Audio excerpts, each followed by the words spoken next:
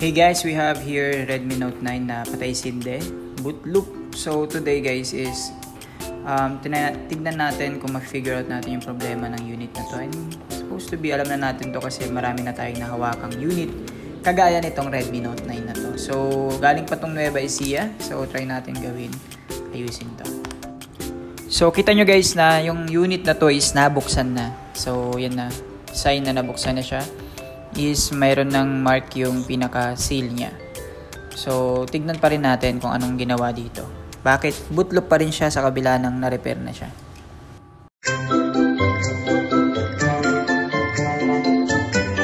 So, yun na nga, bumungad sa atin guys, yung battery nito is naka-tape na. Ibig sabihin, ginalaw na yung battery nito. Yung unang gumawa nito is probably yung battery yung akala niyang sira. At sa napapansin ko dito, medyo bulky pa nga yung pagkakagawa. Hindi ko sure, no?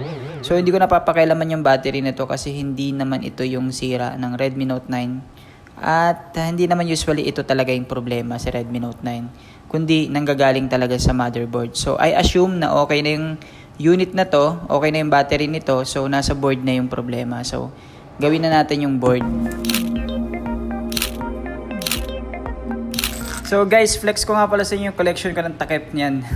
So dami ko ng mga takip niyang Redmi Note 9 sa dami ng mga nagawa ko. Actually, marami pa yan na wala na yung iba, natapon ko na ata.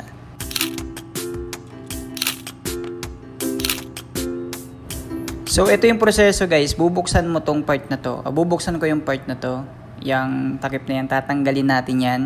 I-reflow natin ulit yung IC na nasa ilalim niyan na nagiging cause ng pagpapatay sinde. Yan. Matagal tong proseso pero bibilisan na lang natin.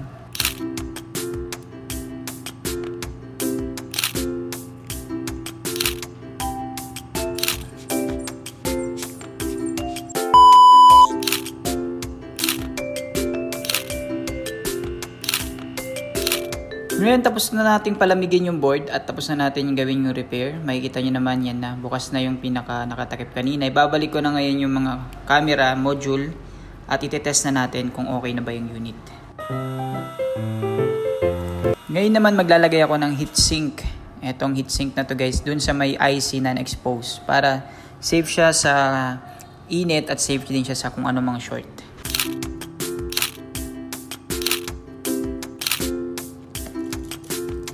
So guys, may kulang ang tornilyo dito. Pag mga ganito, dinadagdagan ko na lang ng aking mga spare na tornilyo.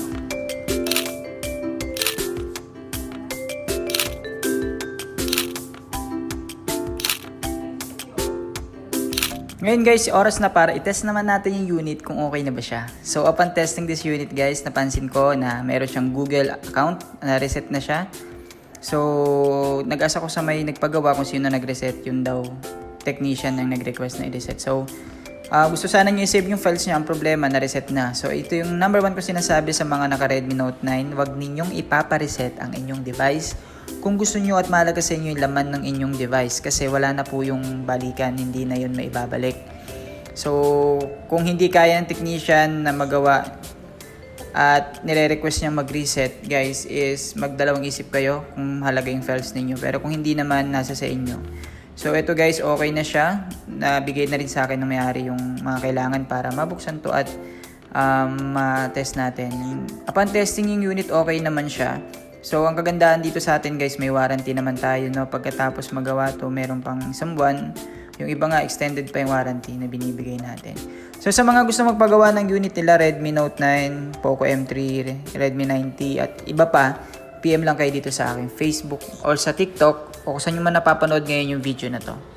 God bless you everyone. Peace out.